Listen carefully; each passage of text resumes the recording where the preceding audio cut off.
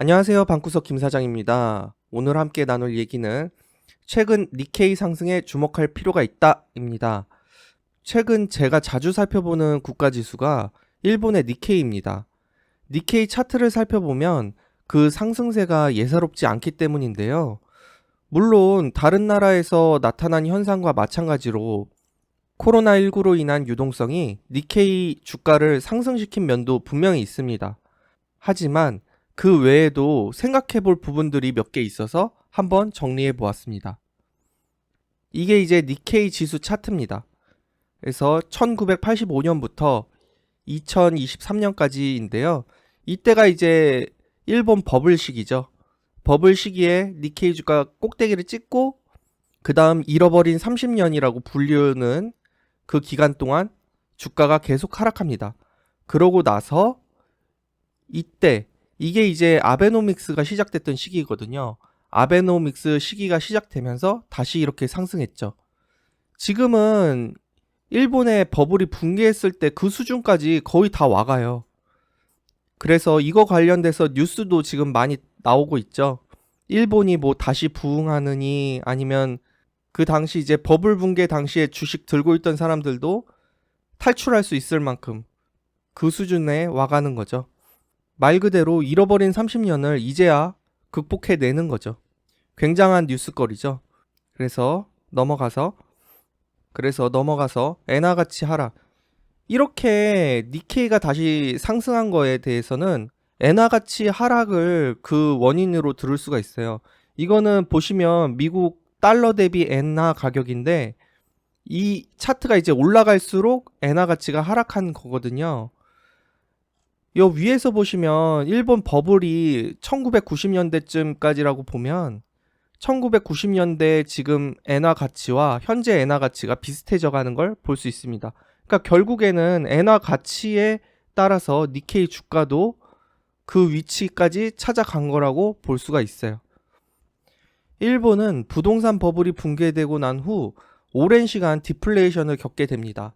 이 시기를 우리는 잃어버린 30년이라고 부르게 되죠.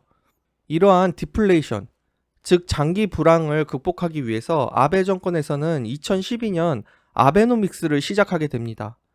핵심은 과감한 양적 완화를 통해 의도적으로 인플레이션을 만들어서 디플레이션을 극복하자는 것이었죠. 그래서 2012년 이맘때쯤에 아베노믹스가 시작돼요. 아베노믹스의 핵심은 과감한 양적 완화를 통해서 인플레이션을 만들어내는 것이었는데요. 그래서 이때부터 엔화의 가치가 떨어지게 됩니다. 이게 이제 차트가 올라가면 떨어지는 거거든요. 그래서 엔화 가치가 떨어져요. 엔화 가치가 떨어지면 어떤 일이 일어나냐? 일본의 수출 경쟁력이 높아집니다. 그래가지고 아베노믹스를 평가할 때 두 가지 면을 평가할 수 있어요. 하나는 엔화 가치 하락을 유도해서 수출 경쟁력을 높였다는 것. 그 점을 좋게 볼 수 있고, 단점으로는 안 그래도 부동산 버블 붕괴 이후에 디플레이션에 시달리고 있던 일본이 엔화 가치 하락까지 더해지면서 수입 물가가 상승하고, 그래서 일본 국민들 입장에서는 수입 물가가 올라가면서 삶이 좀 팍팍해진 경향이 있죠. 그래가지고 아베노믹스에는 이렇게 긍정적인 평가와 부정적인 평가로 나뉜다. 그렇게 볼 수 있겠습니다. 그래서 넘어가서 수익률 곡선 제어 정책 변화. 일본 중앙은행은 2016년 9월 수익률 곡선 제어 정책을 도입했고, 일본 10년물 장기국채 금리를 일정한 범위 밴드폭 마이너스 0.25에서 플러스 0.25% 이 사이로 운영하기 시작했습니다. 코로나19 이후 10년물 국채 금리가 플러스 0.25% 이상 밴드를 이탈하려는 힘이 강해지자 22년 12월 밴드폭을 마이너스 0.5에서 플러스 0.5%로 확대하여 운영하였습니다. 수익률 곡선 제어 정책을 했던 이유는 제가 예전 영상에서도 다뤘는데, 중요한 거는 유동성 확보를 위해서 수익률 곡선 제어 정책을 한 거예요. 좀 더 돈을 많이 풀기 위해서. 그래서 했던 거고, 그리고 이 밴드를 확대할 수밖에 없었던 이유는 코로나19 이후에 모든 나라에서 양적 완화를 했고, 양적 완화한 만큼 기준금리를 올렸죠. 그러다 보니까 채권금리도 덩달아 높아졌고, 일본의 10년물 국채금리는 플러스 0.25%밖에 이자를 안 주잖아요. 이 밴드 폭에서 운영을 했으니까요. 그러다 보니까 사람들이 일본 채권 팔고 다른 데로 돈이 흘러 들어가게 되면서 일본의 10년물 국채 금리는 플러스 0.25% 위로 올라갈 압박을 받게 돼요. 그래가지고 어쩔 수 없이 일본 중앙은행에서 이 밴드폭을 0.5%까지 확대한 거예요. 계속 이 위로 올라가려는 힘이 너무 강했으니까요. 그도 그럴 게 지금 10년물 국채금리만 따져서 미국의 10년물 국채금리가 지금 3.7이죠. 어제 봤을 때 미국의 10년물 국채금리가 3.69인가 그랬는데 일본은 플러스 0.5까지밖에 안 준다는데 다들 미국 채권에 투자하겠죠. 그러다 보니까 일본도 이거를 확대할 수밖에 없었던 거죠. 이러한 수익률 곡선의 밴드폭 확대는 일본이 앞으로 YCC 정책을 폐지할 수 있다는 예상을 더 강하게 만들어요.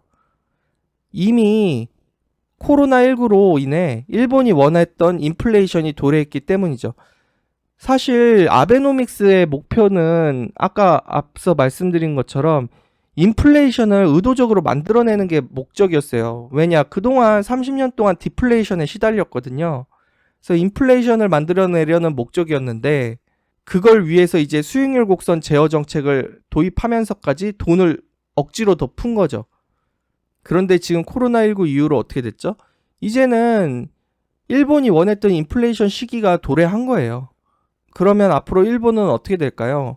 이거를 예상해 보려면 수익률 곡선을 0.25에서 0.5로 확대했을 때 그때 시장이 어떻게 반응했는지를 좀 살펴볼 필요가 있어요.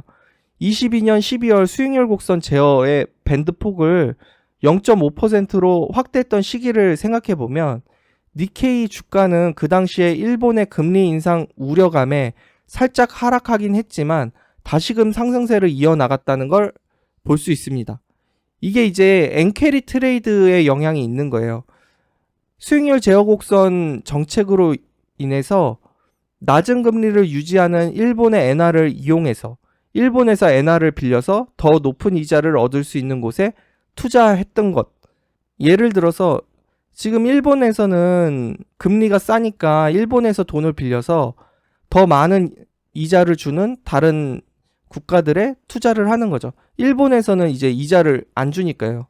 근데 만약에 이 YCC 정책을 폐지하고 다시금 일본의 금리가 올라간다고 하면은 그러면 어떻죠?